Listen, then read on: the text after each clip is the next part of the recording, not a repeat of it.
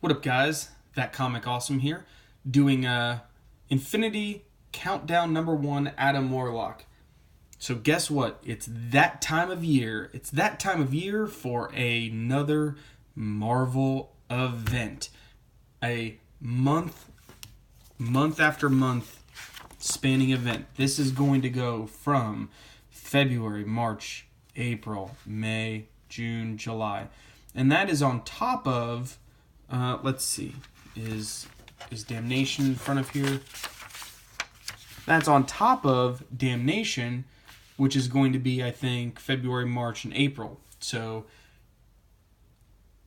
2 events.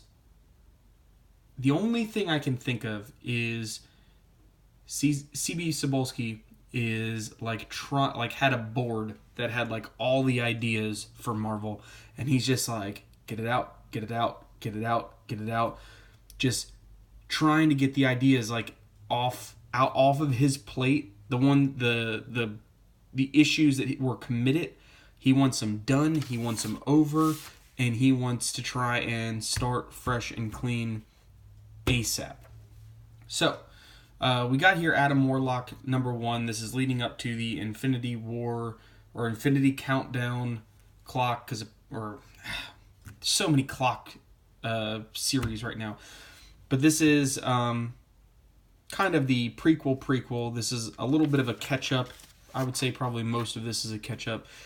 So, one, not a really big fan of the art in this. The story's okay.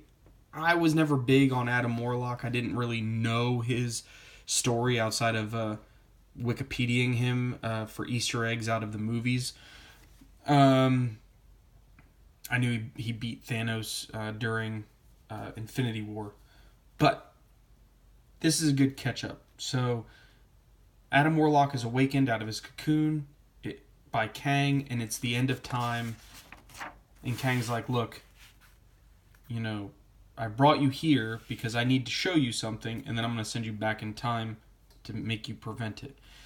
And I don't like when they put the eyes on a mask like this. And by the way, to me, let me see if I can...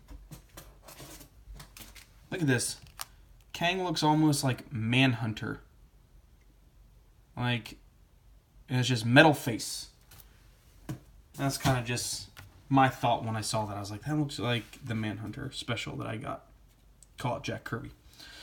So he goes and shows him, and of course, first he's going to give him, to understand the future, you got to understand who you are. And this was one of the biggest problems I had with this comic. When I got to this page, and it has nothing to do with this art. The art is very simplistic, but I get it. They're trying to kind of get some flashbacks and stuff. But what really bugged me is some editor let a red box with light blue letters be on light blue background. It is almost impossible to read. You have to sit there and look at it. The letters do not jump out. It just looks like blah.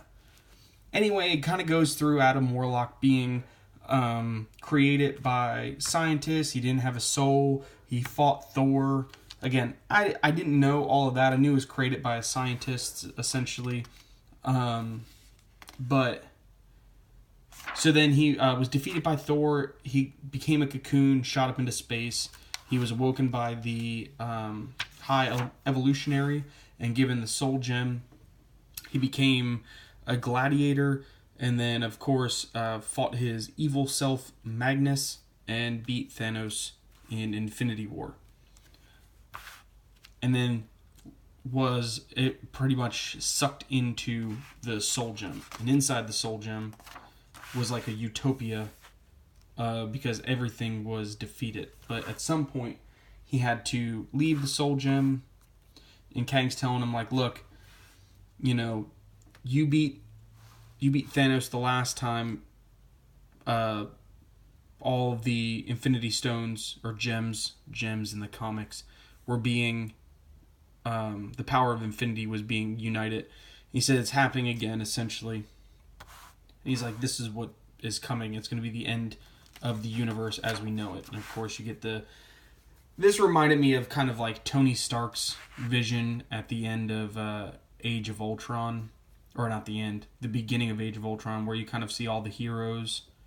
The only hero I really didn't know is this person that Captain America or Captain Marvel is spooning in the hoodie. I can't tell if like the face is disfigured and maybe that's like Deadpool in a hoodie. I don't know. It's very generic looking. But also as a note, you have Doom, like classic Doom, not Iron Man Doom. In classic Captain America. But you also have villains in here like Loki and stuff like that. So of course they're all dead. You don't know by who. And Gamora's there looking like she's kneeling, and that might be Thanos. You don't find out in here, but I'm assuming that's Thanos. So Adam Warlock's take me back, he's like, hey, take me back to right before that, and I will, just like last time, come out swinging and beat him. And Kang's like, nope, we've been through this 113 times. It hasn't worked. I need to send you back even further, because now that somebody's gathering the Infinity Gems, time is now compromised. So he's like, anytime I send you through time, it makes a little ripple, and it puts them in danger. Which is actually kind of interesting. So Kang pushes him back through time, and of course then that changes where he is. So you don't really see Kang again, but you kind of see a little bit of a shadow of him. But of course, he sends him back to ancient Egypt, where Kang kind of got his start. And again, look at this. That's Tina Fey.